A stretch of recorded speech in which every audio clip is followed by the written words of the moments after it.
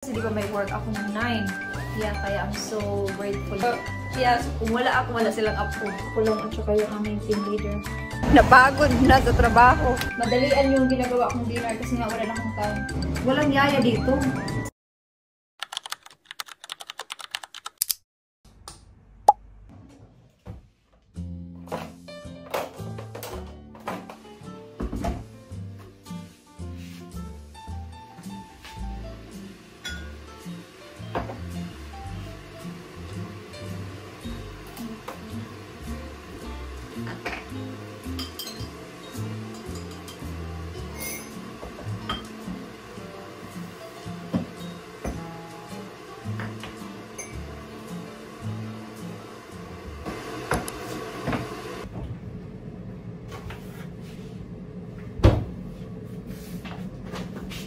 Ulan na. Mahangin.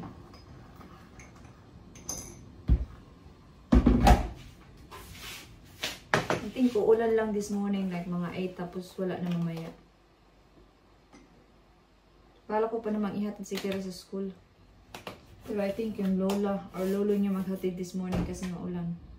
I mean, sa anong maulan sa? Tarahiti ba sa Bisaya ba? Ambon. Pero mamaya lalakas yan, mga 8. So, good morning. Kape muna tayo.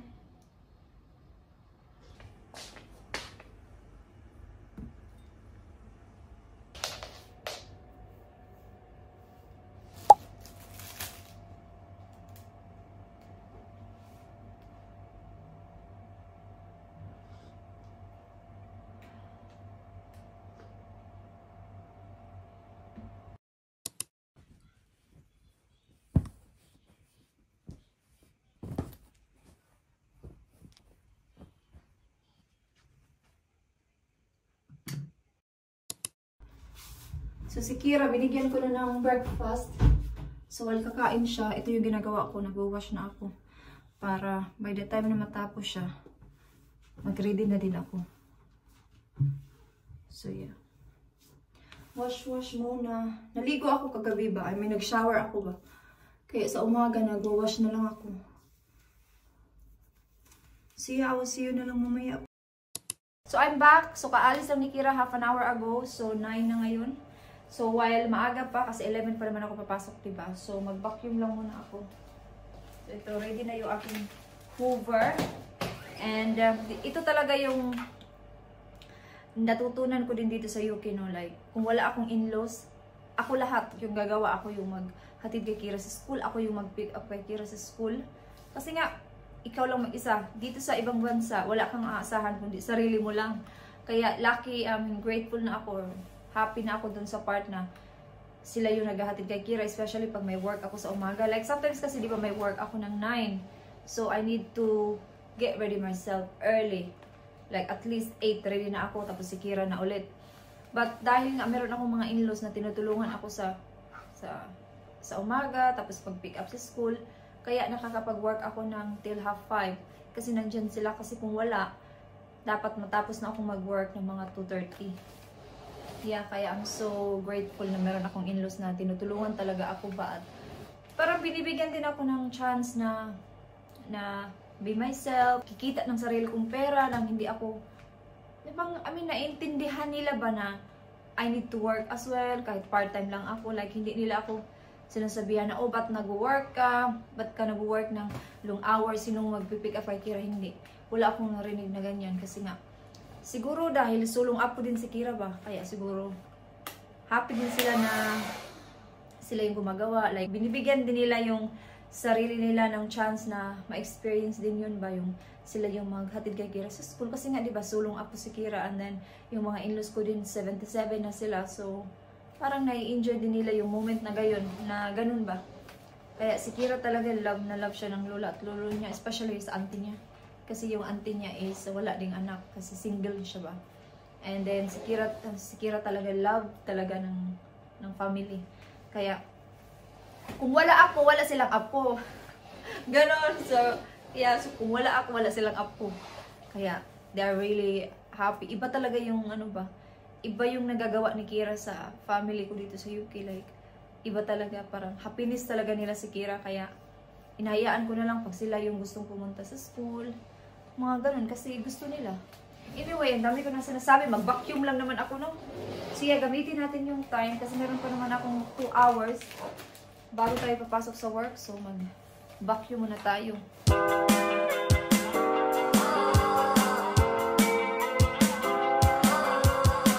Masarap naman yung kilay. So, tapos na ako nag-hoover. So, yung mga pamunas, hindi ko siya na-washing kahapon. So, i-washing natin siya ngayon.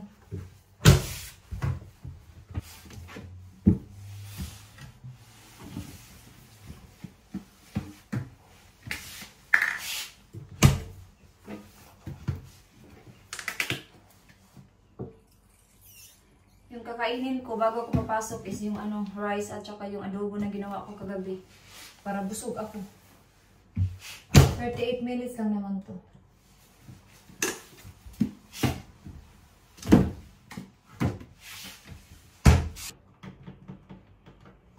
Okay?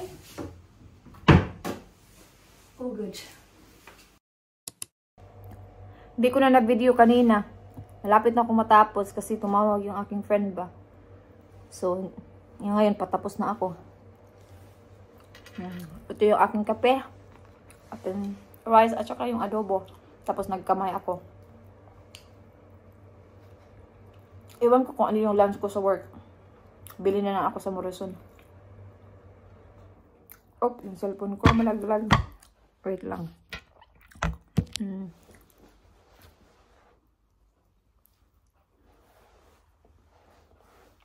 Nag-stop na yung ulan.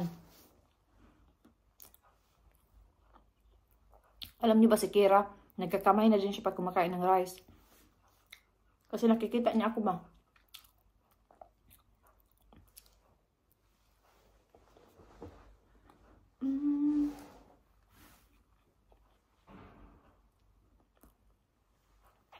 Pang second kape ko na to.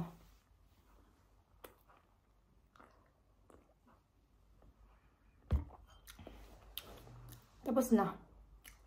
Hugas na.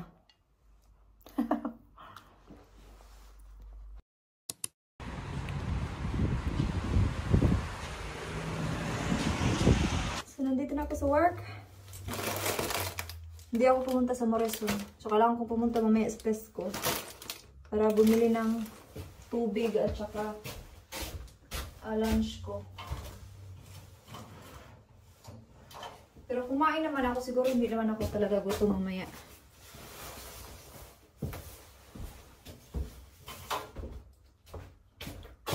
Mag-double ako. Kasi medyo malamig.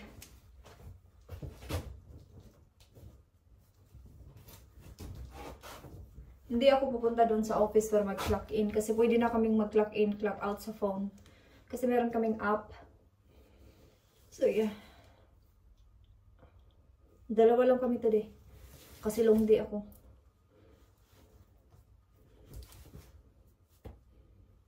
Ako lang at saka yung aming team leader. 3 days walang pasok yung aking manager. So bukas pa siya. Work din ako sa Sabado. 10 to 2 lang ako sa Sabado.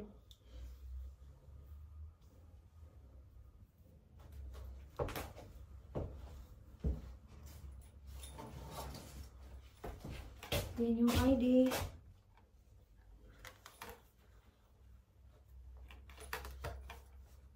Okay. Meron pa akong mga 5 minutes. Siguro yung break time ko mga 2 or half 2. Depende pag gutumin ako kasi pag hindi ako gutom, hindi mo na ako magbe-break. So, yeah. So, I'll see you na lang mamaya pag break time. Bye-bye! Sa lunch break ko na, hindi na ako nag-vlog. Pumunta ako sa Co-op. Bumili ako ng tubig. Kasi kanina, nakalimutan ko yung tubig. And then, bumili ako nito. Hindi kasi ako gutom. Kasi di ba kumain ako ng kanin. So, ito lang yung aking snack.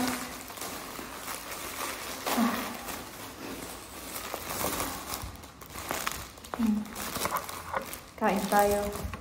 Bigay ko na lang to kang Mark. Dalawa lang yung kakainin ko.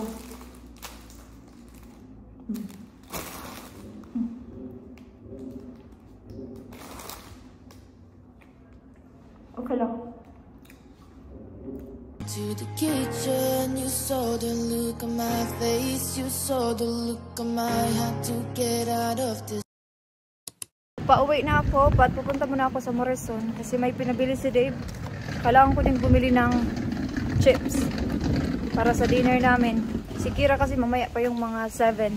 Kasi di ba may club siya, may school club. Not really school club. Sa labas yung club niya. 5 to 7. Parang mayroon silang activity sa labas ba? Yun yung activity nila today. So hopefully na ma-enjoy ni Kira, no? Kasi mahangin, mandi na fresh ang person. Kasi ano na, napagod na sa trabaho. So pagdating ko sa bahay, magluto ako ng dinner. Tapos si Kira, lutuan ko siya mamaya na kasi hindi ko alam kung ano yung gusto niyang kainin. Baka busog yun kasi baka kumain na yun sa lola niya. Yeah, kami muna ni Dave. Dito na ako sa labas ng Morrison. So magluto na tayo ng dinner, hindi na ako nag-vlog doon sa Morrison. Kasi ulan na naman. Nagmamadali na ako. So magluto na ako ng dinner. So the dinner namin today is chips, baked beans, at saka burger. Yun yung dinner namin. Pag work ako hanggang 5:30, madalian yung ginagawa kong dinner kasi nga wala na akong time. So okay.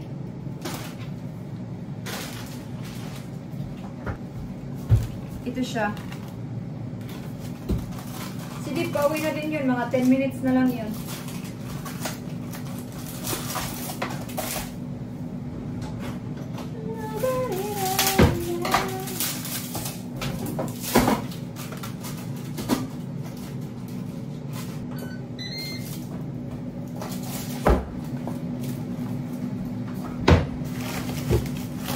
Pinabili ni Dave sa Morrison.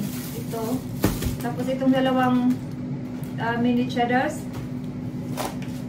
And then itong cottage cheese. Kasi mag-toast daw siya sa work. Then yan yung gagamitin ko. Ito yung tubig ko kanina sa work. Lagay natin ito sa gilid. Kasi para makita niya bukas. Tapos lagyan ko ng cheese yung burger. Pag utumin ako mamaya, meron pa namang adobo dito. Or pag gusto ni Kira adobo, yan na lang din.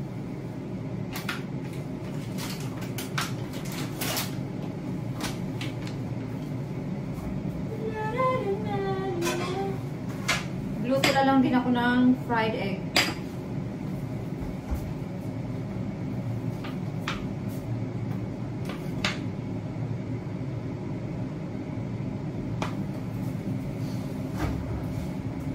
Ganito yung life sa ibang bansa. Pagkatapos mo magtrabaho, magluto, walang yaya dito. Kaya ikaw talaga yung gagawa. Kasi yung mga tao dito busy sa trabaho. Kaya pag di oh sorry, nalako David. Nandito na si Dave, nalako. Hang I thought they don't have it because that was the time when I went to Sainsbury's. Not in Morrison. So yeah, I got 2. The red one and the green one.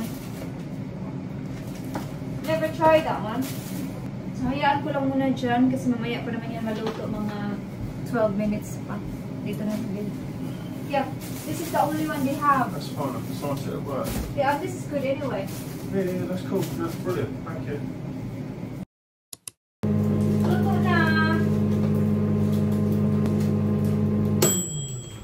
Cheesy!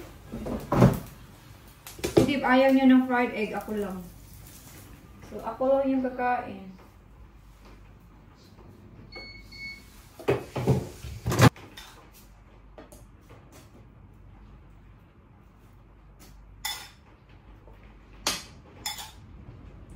Gusto ko tong dinner na to. Simple lang pero nabubusog ako nito.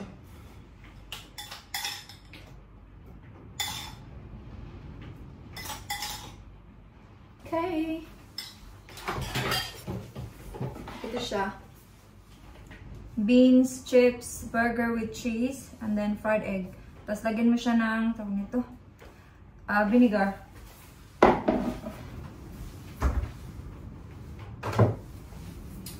dito.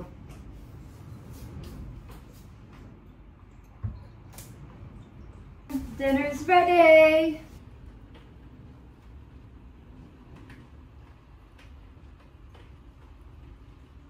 Kakain muna kami and I will see you na lang after. Bye! Hugas time! Busog ako, naubos ko. Si Baby, naubos din niya.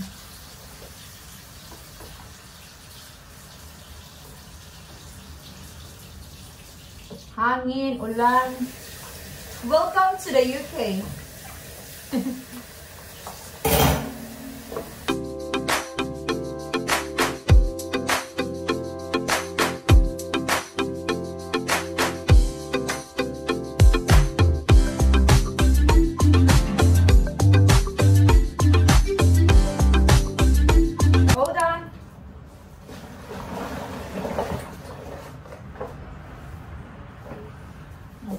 Punas.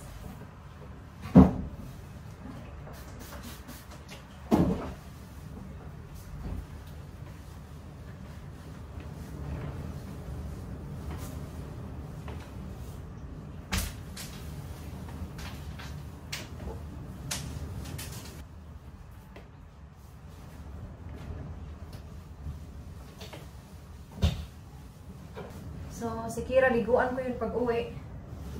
Oh, mag-shower naman yun siya. Siya na lang man niya nag-shower. Alam niya naman mag-shower. Tapos mag-wash na din ako para makapag-relax na ng aga.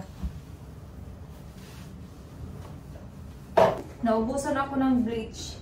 Ibabad ko sana yung sink ba. Naubos na. Bukas pili ako. Kasi wala nang sulod. Wala nang sulod ang bleach. Alam niyo, gusto ko tong brand na to. Kasi nakakaputi talaga siya ng mga tiles ba. Na-try ko na yung mga ibang brand. Pero yan talaga yung gusto ko.